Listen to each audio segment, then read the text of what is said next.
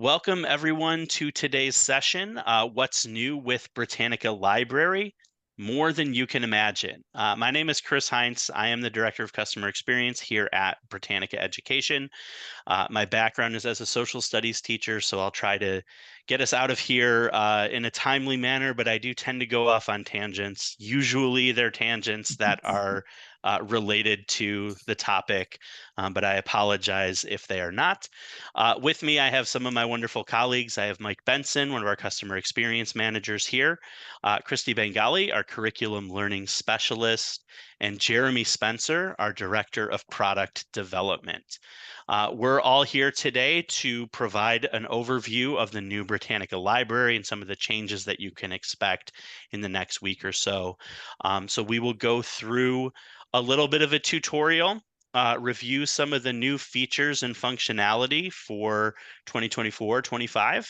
I will then share a new resource our team is developing called Teach Britannica, to really help. And the reason I want to showcase this tool is that a lot of folks, when I work with public librarians, have mentioned working closely with classroom teachers in your local districts. And so I want to provide some of those resources, but also it's a really good tool for enhancing library programs as well. So some of the programs that you do with your patrons and your local community.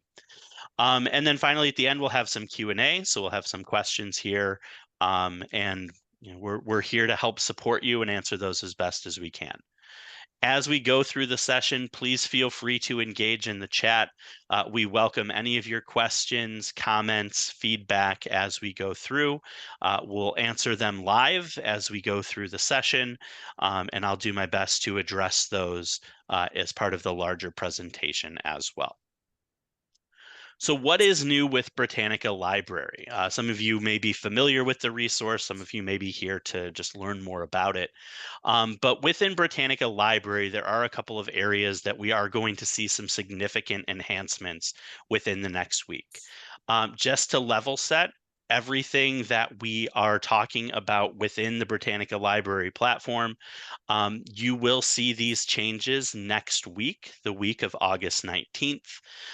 We're working to narrow down our specific date where these changes will go live. And we'll make sure to communicate that out to folks as well so that you know what's coming. But you will see these changes within the week.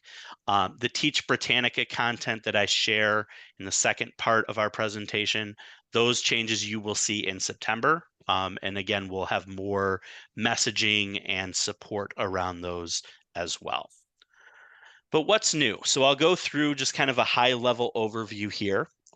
So those of you that have access to the young children level, you will see an update within the next week that includes an English-Spanish toggle at the top of all of our articles.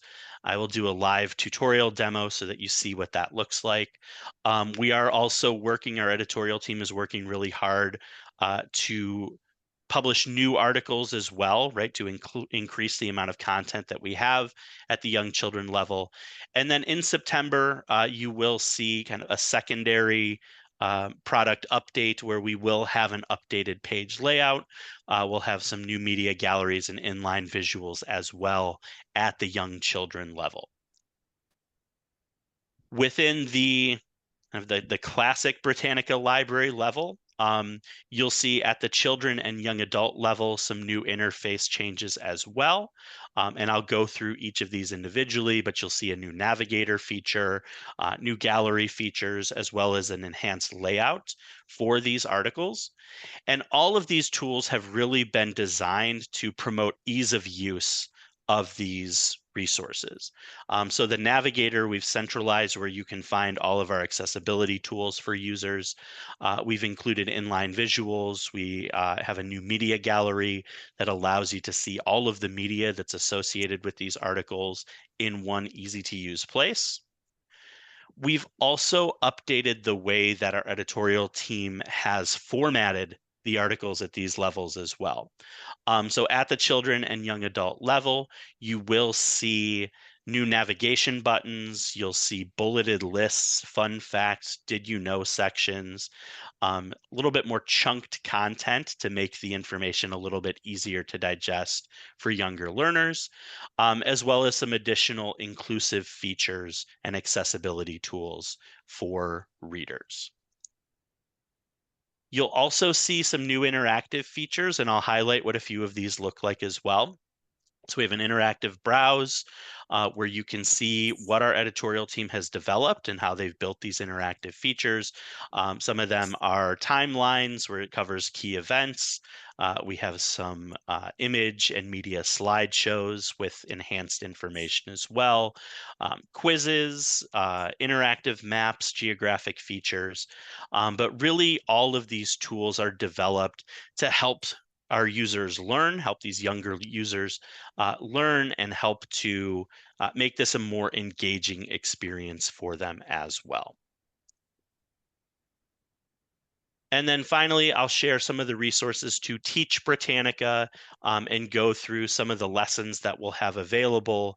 We'll also have some really flexibly implemented instructional strategies and things that really you can use in the public library space as well, in addition to graphic organizers, which I know is always a really popular piece of our current Britannica asset library. And something that we're really modernizing the look and feel of those. So we'll talk through some ideas for how that can be used in the library space as well. So let's stop talking about it from the slideshow here and let's go into the resource itself. I'm going to go ahead and mute my camera so that I have enough bandwidth to make sure that I'm getting to all of these places in a timely manner here. But this is what you will see in Britannica Library. So those of you that are current users of the product, this is what you typically see on your landing page. So we do have 4 tiers available. We have the young children tier, and really this is built for our younger learners, right? Students kind of in pre-K through grade 2, but really they're working on those emerging learning skills. We then have a children level, a young adult level, and a reference center. Those typically kind of correspond with elementary, middle, and high school students' ages as well. So let me go ahead and show you first the young children content. So as I mentioned, this is really built for younger learners. It is built in a way that it is a less text-heavy interface. We allow students the opportunity to use a keyword search, but it is really built for browsing, right? And because we've simplified the interface, we've made it less text-heavy than what you see in other areas of Britannica Library. It allows students to really explore and browse the concepts here. So we have 6 categories for them to browse. And if students are trying to get kind of an indication of what this word means as they're working on building those reading skills, they can click on the sound icon here. Animals. And they can hear that content read aloud for them. As I click into my subtopics, again, less text heavy. We have a whole bunch of different subtopics for students to explore. And if they hover over, they get kind of a brief description of what they're going to be looking at here. So I'll click into our pets subtopic, and then you see we have some different articles for students to navigate to. And I'm a dog person. I apologize if you're a cat person. I'm allergic to cats, so I'm going to stick to the dog article here. But one of the things I do like to point out, these are low lexile articles for students and young users as they're working on these early learning skills. We do have a read aloud function so that that article can be read aloud to students as well. And then again, the big update here at the top of the page, we have an English-Spanish toggle. So if I toggle that to Spanish, you'll see the article is instantly translated into Spanish. The read aloud function does work in the Spanish version as well. So you will be able to hear that content read aloud. Let me go ahead and press play here. El perro es un mamífero peludo. And one of the things I do really like about the young children level is that the read aloud function highlights each individual word as it reads it aloud so that students can really follow along, and it helps them to kind of process that content a little bit easier. So that is our young children update. Again, more to come in this tier. You will see some additional changes with our September release, and we'll make sure to pass those along to folks as well. So let me go back to our landing page, and I'm going to jump into the children and young adults levels here. The reference center, which is our higher level of content, we are not updating the content at that level, so that experience will remain unchanged for your students or your patrons that are kind of in high school and beyond. The children and young adults level, they are getting this new look. They are getting this new updated feel in the articles as well. So I'll give you a quick preview of what this looks like. The home page itself is not going to change from what you're used to, with the exception of our interactives browse. So you see a very vibrant section here to highlight our interactive features. If I click on this, it will take us directly into the browse functionality itself. And again, like I said, we have some different types of browsing tools here. So if I click on, let's say this one about the deserts, this is one of our picture slideshows. And so as patrons search through here, you'll see different highlighted areas of deserts and then some descriptions as well. If I go into some of our other content, you'll see here we have a planets, a really interactive exploration planets page where I can go ahead and click on this. And the nice thing, it'll load a 3D model here. I can actually rotate the planet and kind of explore it that way. You see an Earth comparison. So we have some really cool interactives built in here to really help provide a more engaging experience for users. I go into the children level and just highlight some of this content as well. You see we have an interactives browse here. This has interactives that are built for younger learners as well. So the content is not a direct one-to-one match of what you'll see in the young adult level. But I do want to highlight some of our article tools. So let me go in, and as we mentioned in the build up to the webinar here, the headquarters of Britannica is in Chicago. So I'll do a quick search here for Illinois. And this is where you'll see a new interface, a new look compared to the current state of Britannica Library. The functionality of your search is unchanged, so you'll still be able to adjust the reading level content to see content at the young adult and reference center levels as well. You're still able to see images, videos, and other content that is associated with this keyword search as well. We've just given it kind of a fresh look, new color scheme, really built to be more engaging for younger learners. And if I click on the article itself, this is where you will see probably the biggest change to the user experience in Britannica Library. So I'll highlight kind of the three key areas. So the first is our gallery tool. So all of the image and media content that is associated with this article is housed in this gallery at the top. Users can then sort through to see interactive features, images, and video content. And as I'm looking through these, if I see something that looks kind of cool and I want to learn a little bit more about that, I can click on Jump to Article, and it will actually open the section that has that inline media produced there as well. So it gives me the opportunity to kind of see how our editorial team has chosen the content and how it aligns to the article content as well. If I click on any one of these up here, the image or video or interactive will be displayed in this overlay. I can hide the details to see kind of an overall view, a larger resolution here. And if I click on more tools, this will take you to a sharing page where I can then send that content. I can save it to a My Britannica account. I can use the citation tool as well with all of our media. So it gives you the opportunity to really share that out and utilize those accessibility tools. The second big update is with the articles themselves. And so one of the pieces of feedback we received from folks was that Britannica's library articles, even at the children level, they had what some people referred to as a wall of text, right? That somebody would go to this page, a younger learner who's looking for information, and they would be confronted with a lot of text to scroll through. And so our editorial team has worked really hard to chunk content for these younger learners here with these pages about locations and some other geographic features. We do have a quick facts here. So if I click on here, you can see just kind of a quick overview of the state of Illinois and really some information here. As we go into the different pieces of the article, again, these are chunked so that we can go through this kind of piece by piece, right? Make it a little bit more digestible here for students.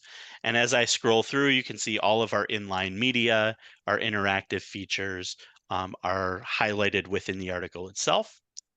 You'll also see kind of bullet pointed summaries. So you're able to see content that is presented, and again, a little bit easier for students to digest. You'll see fun facts. You'll see did you know sections. And really all of these are built to help to make this a little bit more engaging, right? Make it a little bit easier for students to process that information. The last feature that I'll highlight here is the navigator piece. So this is on the left side of the page. This allows users to really go through and highlight different content here. The biggest piece up here at the top, we have our reading level. So reading level 1 is content that is in the children tier. If you have someone who is looking for something that is a little bit more robust, they can go ahead and click on reading level 2. This will take them into the young adults section. What you'll see here is a little bit of a different interface, but you have the same functionality with the navigator and the chunked articles. It's just geared towards a little bit of an older crowd. And actually, if I go back into the children section, you will then see if I navigate from reading level 2 back to reading level 1, the system will actually keep me in the reading level 2 interface. This is something that we've really built into both Britannica Library and Britannica School. If we have a middle grade student who needs content that is a little bit easier for them and it makes more sense for them to read that younger content, we don't want them to feel stigmatized or discouraged from using that as a scaffold because their screen would then look different than their peers. But within this, again, the functionality is unchanged with the navigator, whether you're at reading level 1 or 2. I can then go through the content, so I can use the navigator to read through the different pieces of content in the article itself. And then I can access my accessibility tools. So with all of our articles, we have a citation tool. We really want to make sure that our users are properly citing the work when they're using information from Britannica. So we have 4 different styles of citation that can be copied and pasted into a bibliography. You can use a My Britannica account to save content as well. So allows you to really easily return to articles, images, and videos that you've previously viewed and saved, but it also allows you to curate those into resource packs to share with other users. We have our send functionality.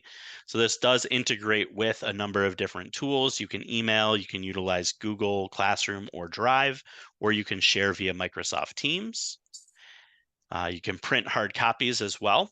And if I go to our second page, you have some of our font tools. So I can go ahead and change the font size up or down as needed.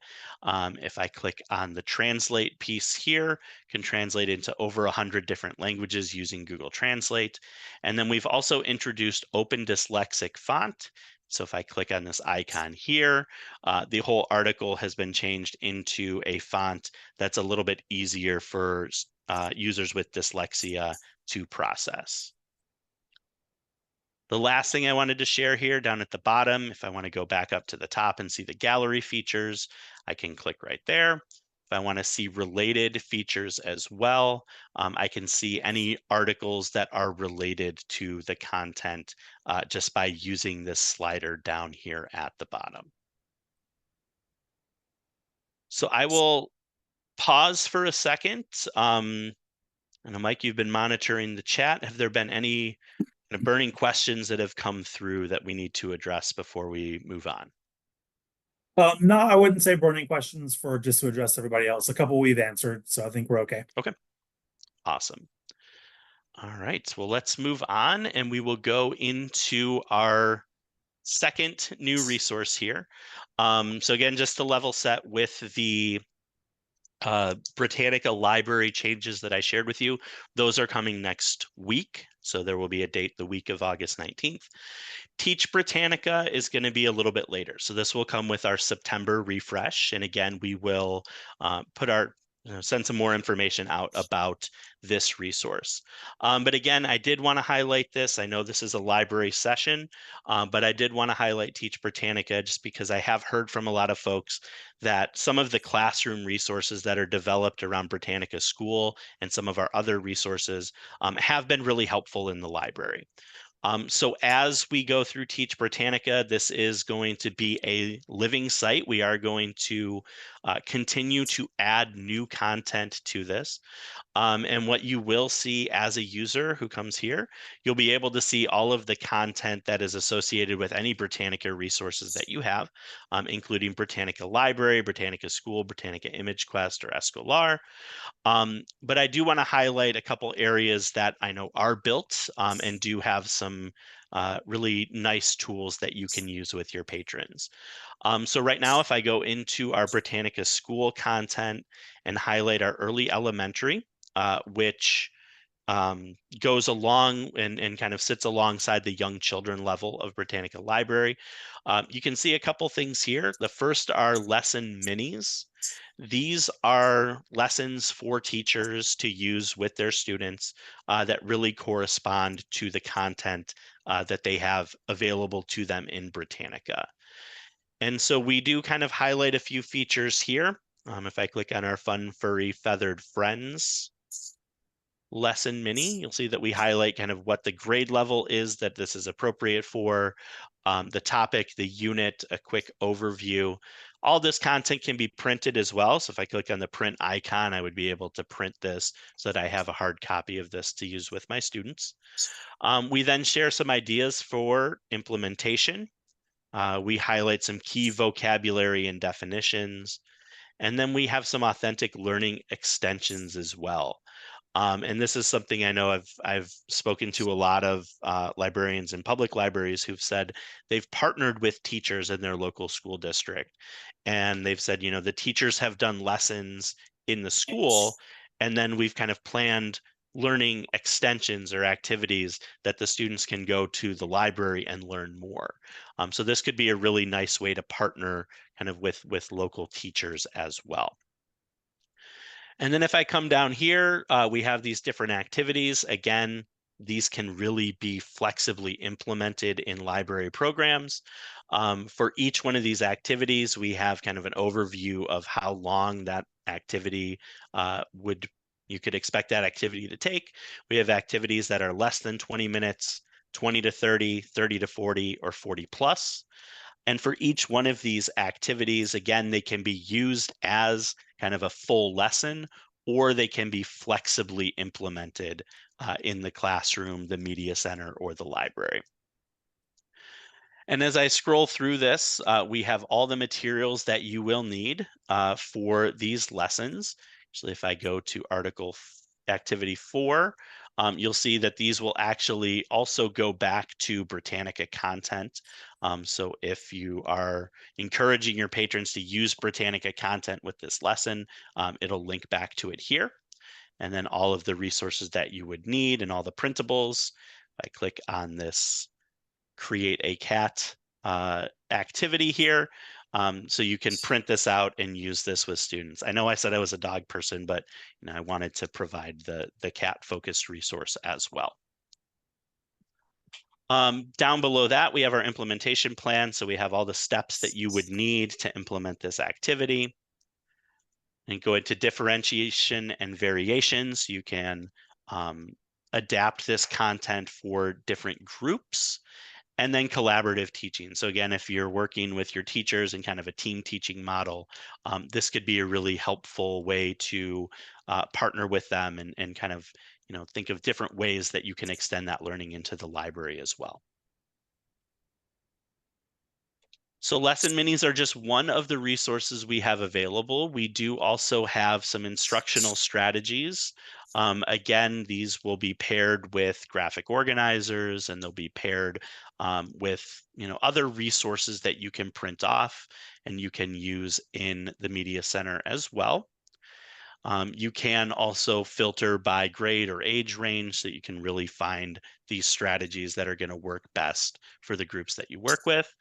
And then finally, the really popular piece of our current Britannica Asset Library are our graphic organizers. I did a session with some library media specialists in not too far from where I live, outside of Chicago. And I showed them the graphic organizers at the beginning of the session. And one of the ladies in the room, I don't think she heard a word I said for the rest of the session because she was pointing and clicking and downloading every single PDF graphic organizer to her device. But when she left the room, she said it was the best professional development she ever had. So very popular piece here with our graphic organizers. And again, the Teach Britannica site is public facing. It's not going to be behind any kind of username and password or authentication. You'll be able to access this content in the public libraries. There will also eventually be links from Britannica Library to Teach Britannica content as well. So you will be able to navigate directly from that resource into the Teach Britannica site. So that just about takes us to the end of our tour. And what I would like to do is go back into our slides here and just kind of open things up for questions. So if anyone has any questions, comments, feedback, I know there's been some good feedback in the chat as well, and appreciate you all taking the time to share that with us, and I'll make sure that we work with our team on that. But again, I will open things up for questions, and myself, Christy, Mike, Jeremy, we are all here to help answer those.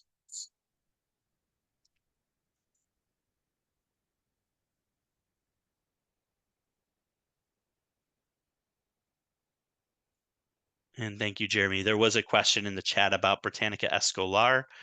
That is a separate product that we offer. It is written in Spanish, but that is not a part of the Britannica Library subscription. So that would be a separate product. If you do have access to that product, there is a banner that appears on the home pages that will link to it, but it's conditional. It only appears if you actually have a subscription. Got it.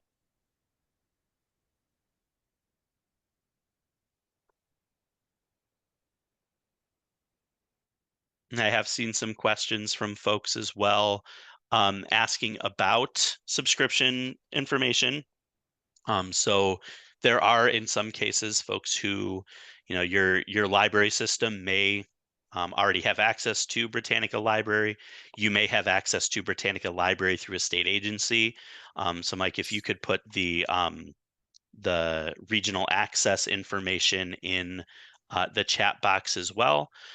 There are some cases where you may have access to other Britannica resources as well through your state agency. You may have Britannica School or ImageQuest or any one of our other resources as well.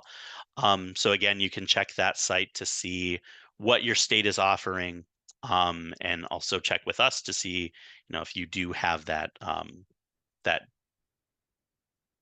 subscription at your local institutions as well.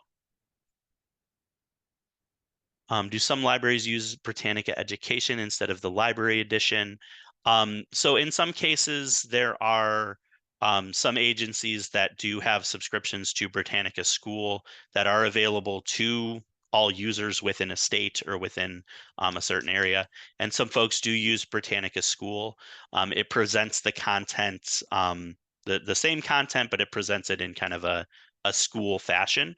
But the library version and the content in the school version, there it does mostly overlap there.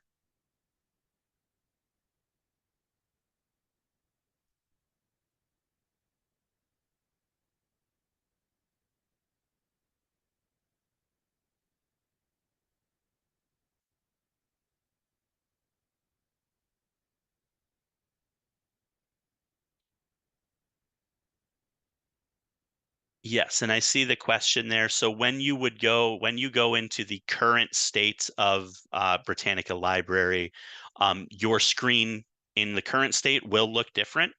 What I showed you today was a preview environment, so those changes have not gone live to all of our users yet. Actually, I haven't gone live to any of our users. It's just currently an internal preview. But yes, once the update comes next week, your screen will match the content that I shared in today's session. And maybe just a quick point of clarification. We are hoping to go live the week of the 19th, but not necessarily exactly on August 19th. Correct. So, yes. And I see the question there, when we receive the recording link, can you share this with colleagues who did not register? Yes, please share this. This is all public information. We want to evangelize this to as many people as possible. So yes, please share that with your colleagues. We want to make sure that as many folks as possible know these changes are coming. You'll receive the recording link and the additional information in 24 hours. So we do have that set to send out 24 hours after the end of the webinar today.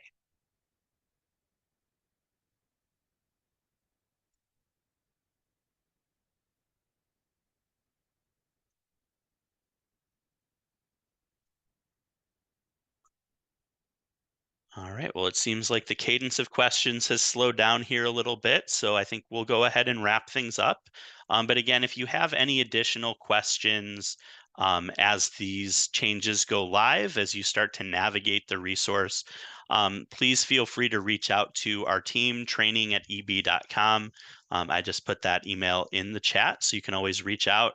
If it's a technical question for the product team, we'll make sure that it gets routed to them. If it's something that our team can handle, we'll make sure that we're able to get a quick response to you. But again, thank you to everyone for joining today's session. I hope you got kind of a good preview here of what's going to be coming. And we will certainly be in touch soon with more information about our launch next week and then our coming September launch as well. So thank you very much, and I hope that you all have a great rest of your day.